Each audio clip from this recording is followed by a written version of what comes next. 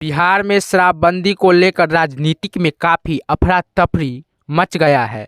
ऐसे हम इसलिए कह रहे हैं कि बिहार के हर एक मंत्री शराबबंदी को लेकर नीतीश कुमार पर निशाना साध रहे हैं। यानी बिहार के पूर्व केंद्रीय मंत्री आरसीपी सिंह ने सीएम नीतीश कुमार पर हमला करते हुए निशाना साधते हुए कहा कि बिहार शराबबंदी के कारण बिहार में पर्यटक नहीं रुकते हैं। जो बिहार में घूमने वाले हैं वे बिहार में शराबबंदी है इसके कारण नहीं घूमते हैं। और उन्होंने कहा कि पटना एयरपोर्ट पर उतरते ही जहां पर्यटकों का स्वागत किया जाना चाहिए, उन्हें शराबबंदी के नाम पर धमकाया और डराया जाता है।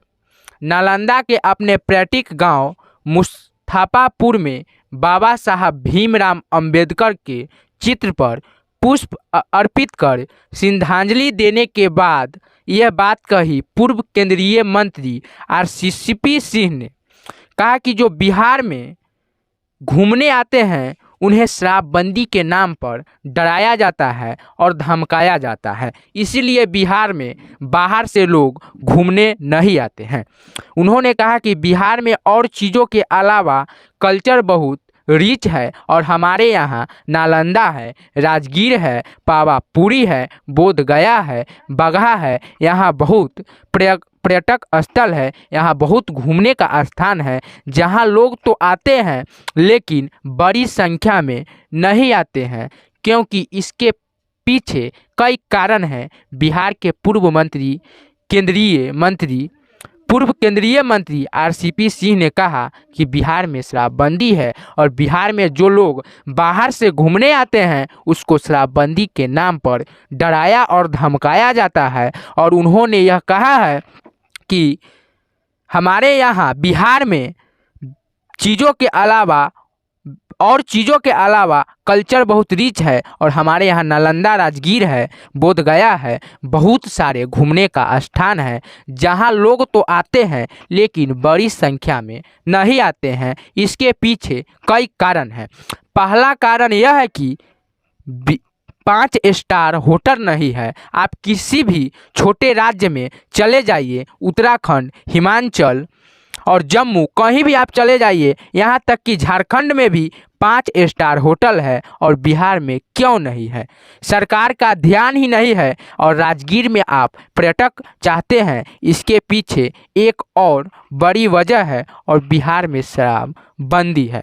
उन्होंने कहा कि मैं बताना चाहता हूं कि आप प्लेन से जब पटना एयरपोर्ट पर उतरिएगा ना, तब वहां जो अनाउंसमेंट होगा पता नहीं मुख्यमंत्री जी को कैसा लगता होगा, लेकिन मैं अपनी बात बताता हूं।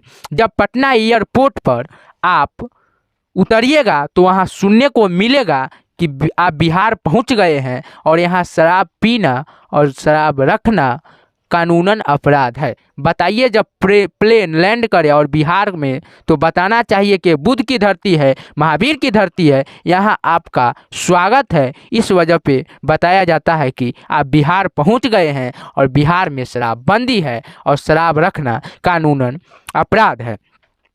हमारे यहाँ नालंदा यूनिवर्सिटी है, उनका प्रचार होना चाहिए न, लेकिन यहाँ तो आपको सबसे पहले ही डराया जाता है। इससे पर्यटन पर असर पड़ता है और लोगों को अपना लाइफ स्टाइल होता है। उन्होंने आगे कहा कि आप देखिए लोग वाराणसी से यहाँ घूमने आते हैं, दिन भर घूमते हैं और नाइट में हॉट कहाँ करते हैं, वापस वाराणसी जाकर। तो यहाँ आते हैं, रुकते ठहरते तो क्या होता, यहाँ के लोगों का रोजगार बढ़ता।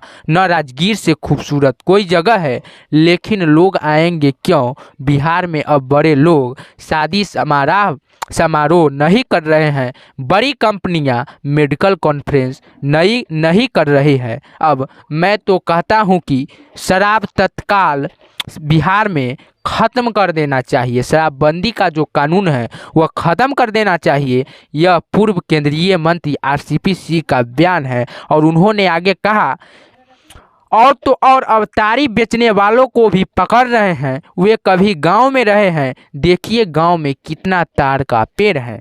कहाँ जाएंगे लोग, क्या रोजगार करेंगे। लोग हमेशा से तारी पीते रहे हैं। आप नीरा की बात करते हैं, नीरा की बात आप करते हैं और देखिए गांव में कितना तार का पेड़ है, और आप नीरा क्या रोजगार करेंगे। लोग हमेशा से तारी पी रहे हैं और आप नीरा की बात करते हैं। तारी दिन में 3 बार निकलता है और एक ही बार तीनों टाइम का तारी कैसे निकाला जाएगा। कौन उनको यह सब समझा दिया है। इससे पहले मंगलवार को पूर्व केंद्रीय मंत्री आरसीपी सिंह ने अपना पैतृक गांव में बाबा साहब भीमराव अंबेडकर के चित्र पर पुष्प अर्पित कर श्रद्धांजलि देकर कहा कि बाबा साहब का अद्वितीय योगदान अपने राष्ट्र निर्माण में रहा है और संविधान ड्राफ्टिंग कमेटी के बाबा साहब चेयरमैन रह चुके हैं। और उन्होंने साथ साथ में कहा है कि लालू यादव और उनकी बेटी रोहिणी आचार्य के स्वास्थ्य की कामना भी की। यानी बिहार के पूर्व केंद्रीय मंत्री मंगलवार को जब बाबा साहब को पुष्प अर्पित कर रहे थे तो उन्होंने लालू यादव और उनकी बेटी रोहिणी आचार्य की स्वास्थ्य की कामना भी की और कहा कि जल्द से जल्द स्वस्थ होकर विदेश से अपने घर लौटे। हम यही कामना करते हैं। और आप लोगों को क्या राय है, आप लोग हमें कमेंट बॉक्स में बता सकते हैं। वीडियो देखने के लिए धन्यवाद। और आप लोग मेरे चैनल पे नए हैं तो मेरे चैनल को सब्सक्राइब कर लीजिएगा, ताकि आप सभी को पल पल की खबर आपके पास जाते रहें। और आपसे जल्द ही मिलने वाले हैं अगली खबर लेकर। वीडियो देखने के लिए धन्यवाद। जय हिंद।